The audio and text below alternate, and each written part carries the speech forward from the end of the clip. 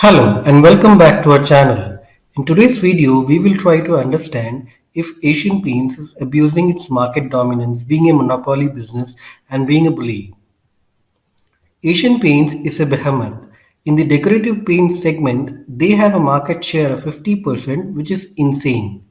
But of late, many companies have tried to slowly chip away at its dominance, most notably JSW Paints, who have been trying to make inroads in this market since 2019.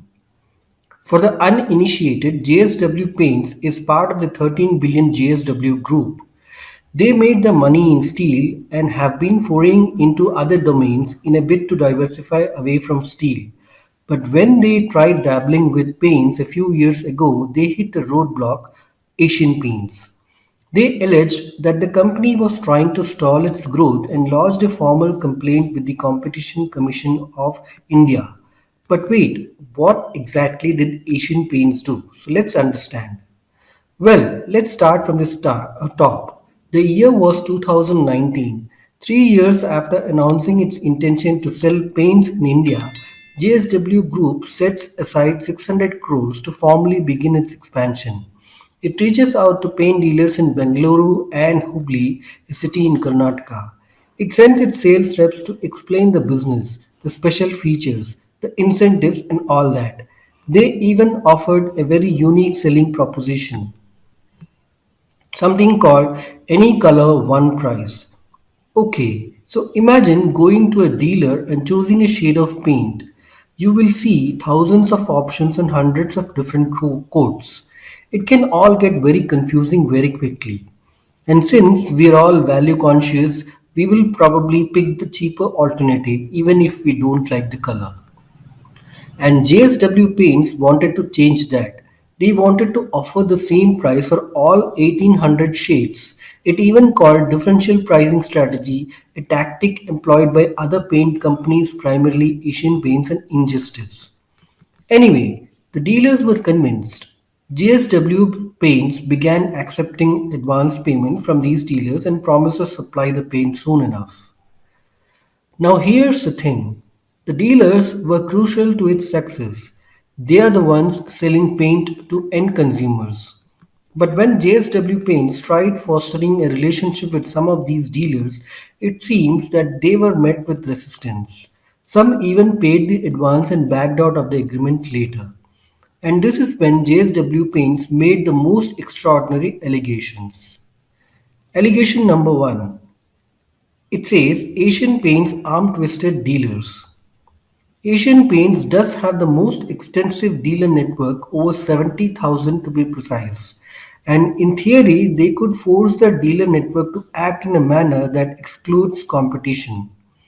And GSW alleged that the company did just that.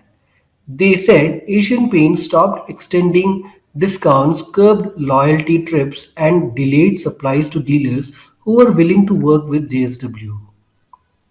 Allegation number two: they kicked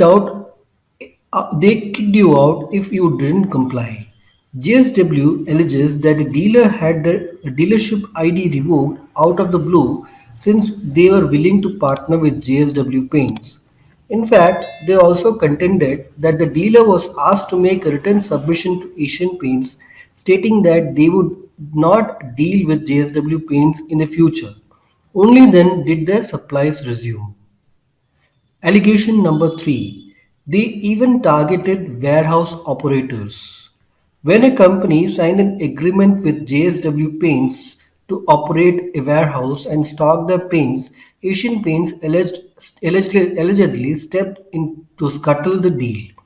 The company was asked to pick between Asian Paints and JSW, and it was alleged that the promoter eventually decided to walk out of the deal altogether. JSW believed that this scuffle delayed their entry into Hubli. Allegation number 4: the Balaji Traders charge. A Tamil Nadu based dealer, Sri Balaji Traders, alleged that Asian Paints removed essential tinting software that enabled the company to create critical shades of paint. They also argued that they were demoted from being a critical partner. And on the face of it, it all looks pretty bad for Asian Paints. No, I mean they are the market leader and they are seemingly preventing competition from establishing their foothold. This could have a detrimental impact on consumers who may never have the option of buying JSW paints. So the Competition Commission of India had to intervene and investigate the matter. But what they found may surprise you. The Director General found that JSW's Paints was dealing with about 1,591 dealers, and 86% of these dealers also work with Asian Paints.